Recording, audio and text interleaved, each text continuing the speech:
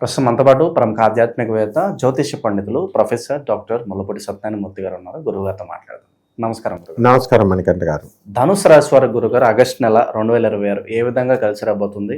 శుభ అశుభ ఫలితాలు ఏ విధంగా ఉన్నాయంటారు? వసుదేవసుతం దేవం కంసచాణూరమర్ధనం దేవకీ పరమానందం కృష్ణం వందే జగద్గురుం. శ్రీ రాధాకృష్ణాభ్యాం నమః.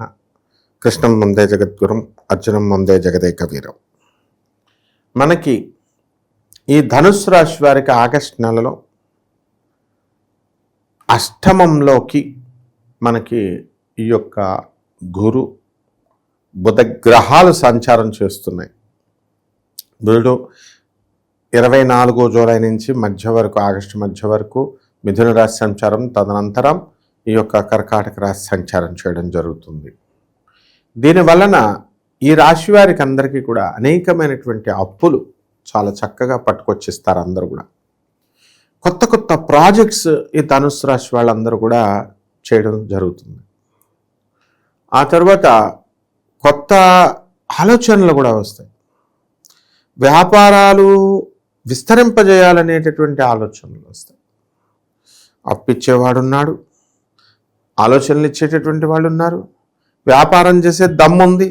అటువంటిప్పుడు సృజనాత్మకమైనటువంటి ఆలోచనలతో కొత్త కొత్త వ్యాపారాలు ప్రారంభిస్తారు. అలాగే అర్ధాష్టమంలో ఉన్నటువంటి శని వక్రించాడు. ఈ యొక్క శని వక్రగతి అయినటువంటి శని వీళ్ళకి అనేకమైనటువంటి శుభాలను కలగజేస్తాడు. ఎన్నటి నుంచో రానటువంటి అప్పులన్నీ కూడా వీళ్ళకి తిరిగి వచ్చేయడం జరుగుతుంది.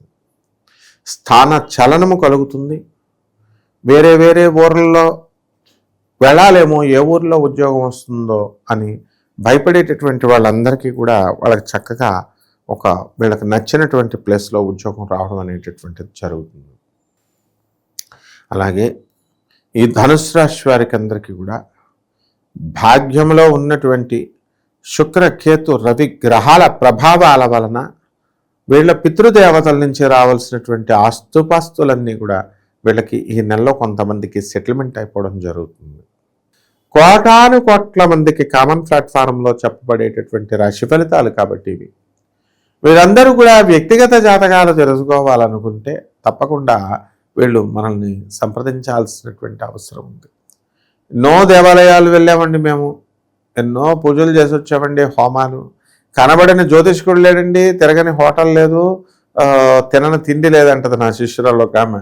నేను తిరగని దేశం లేదు, తిన్న తిండి లేదు అంటే ఆ రకంగా వీళ్ళందరూ కూడా చూడని జ్యోతిష్కుడు లేడు, ఎక్కని గుడి లేదు, మెట్లు అన్నీ తిరిగినా సరే వీళ్ళకి సమస్యల్లో ఉన్నటువంటి వాళ్ళు ఇంకా పరిష్కారం కాలేదని అనుకునేటటువంటి వాళ్ళు అల్టిమేట్గా మనమే ఫైనల్గా, ఎందుకంటే నాసా లైవ్ రిపోర్ట్స్ని బట్టి చూసి చెప్తాం. మనం ప్రాక్టికల్గా ఏన్షియంట్ ఆస్ట్రాలజీని, మోడర్న్ సైన్స్ని మనం బ్లెండ్ చేసి చెప్తాం, జనం అందరికీ తెలుసు. కాబట్టి ఈ రకంగా మనం వీళ్ళకి హెల్ప్ చేయొచ్చు. ఇకపోతే రాజకీయ నాయకులను మనం తీసుకున్నప్పుడు వీళ్ళకి పదవులు వస్తాయి. రాహు బలము చాలా అధికంగా ఉంది.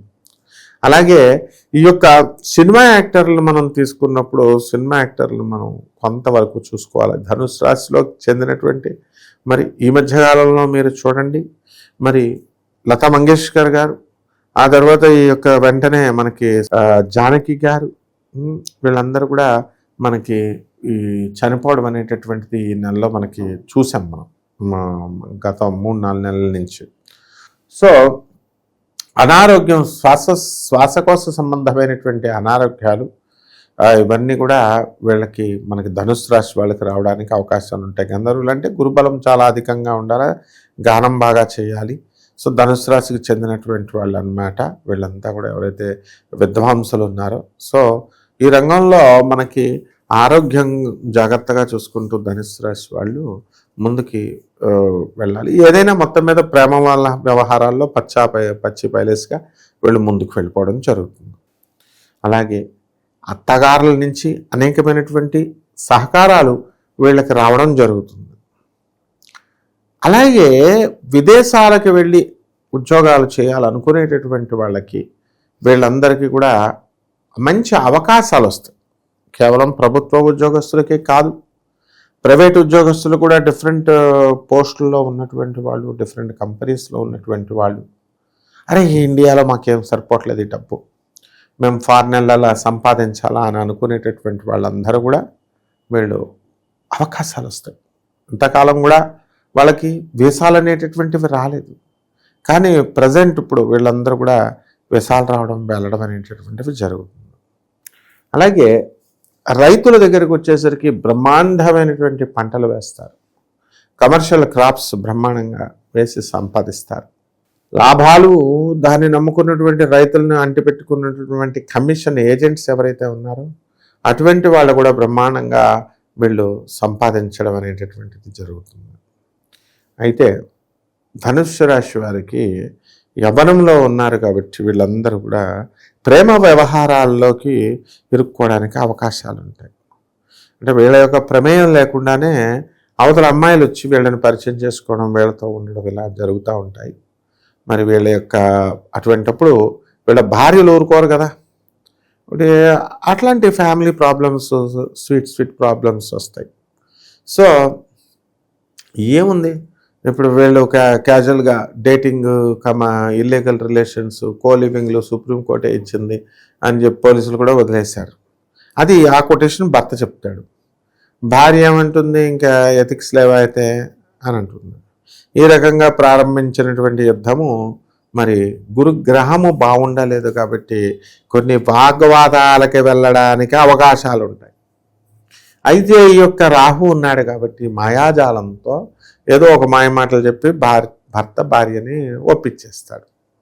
అలాగే ధనుస్సు రాశి వాళ్ళ భార్యలకి వీళ్ళు డైమండ్ నెక్లెస్ ఒకటి కొనిచ్చేస్తే అయిపోయాయి.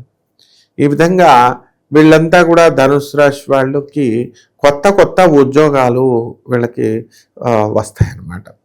వేరే చోట్ల ఉద్యోగాలు చేస్తున్నటువంటి వాళ్ళకి వీళ్ళు కోరుకున్న చోటకి ట్రాన్స్ఫర్లు రావడము, ఇలాంటివన్నీ కూడా కొంతమంది విషయాల్లో జరుగుతాయి. గురుగారికి ఆలయ పరిహారం అంటే ఏం చెప్తారు వీళ్ళకి సాధారణంగా మనకి ఈ గురుబలం పాడైపోయింది కాబట్టి మంత్రాలయం రాఘవేంద్ర స్వామి వారి దేవాలయానికి వెళ్ళాలి వీళ్ళంతా కూడా.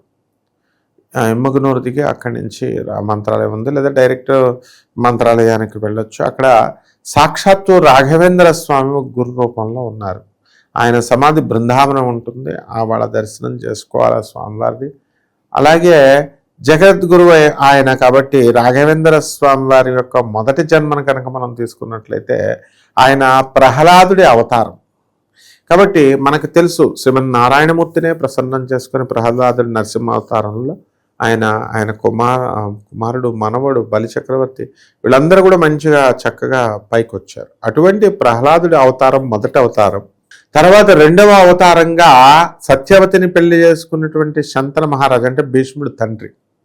ఆ శంతన మహారాజు యొక్క జ్యేష్ఠ సోదరుడిగా ఈయన పుడతాడనమాట.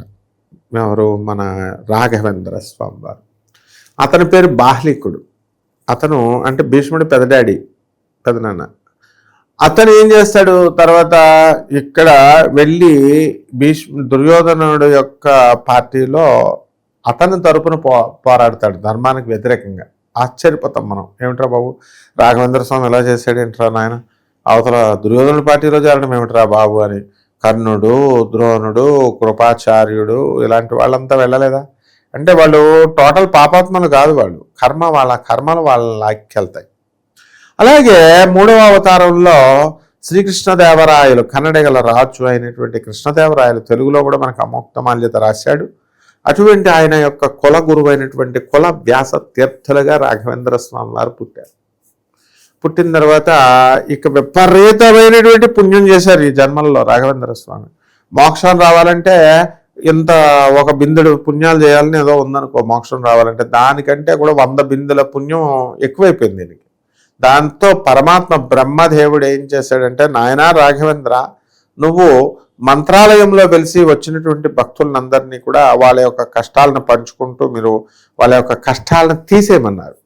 కాబట్టి ఎవరికైతే ఇళ్ళు పెళ్ళిళ్ళు అవ్వట్లేదో, స్థలాలు ఇవన్నీ కూడా కబ్జాలకు గురైనయో, రకరకాల సమస్యలు, ఉద్యోగంలో ఎదుగుదల లేదో, అలాగే ఉద్యోగం రెసెషన్ పీరియడ్లో లే ఆఫ్ల వల్ల ఉద్యోగాలు పోగొట్టుకున్నటువంటి వాళ్ళు ఎవరైతే ఉన్నారో అటువంటి వాళ్ళందరూ కూడా విధిగా ఈ రాఘవేంద్ర స్వామి వారి ఆలయానికి వెళ్ళి అక్కడ స్వామివారి యొక్క తీర్థాన్ని మంత్రాక్షతల్ని వేసుకొని వచ్చి రాఘవేంద్ర స్వామివారి పూజ ఆ స్థలంలో బయట వాళ్ళు చేస్తారు, అక్కడ చేయించుకొని వచ్చినట్లయితే బ్రహ్మాండంగా ఉంటుంది. మంచి విశ్లేషణ అందించారు. ధన్యవాదాలు. ధన్యవాదాలు.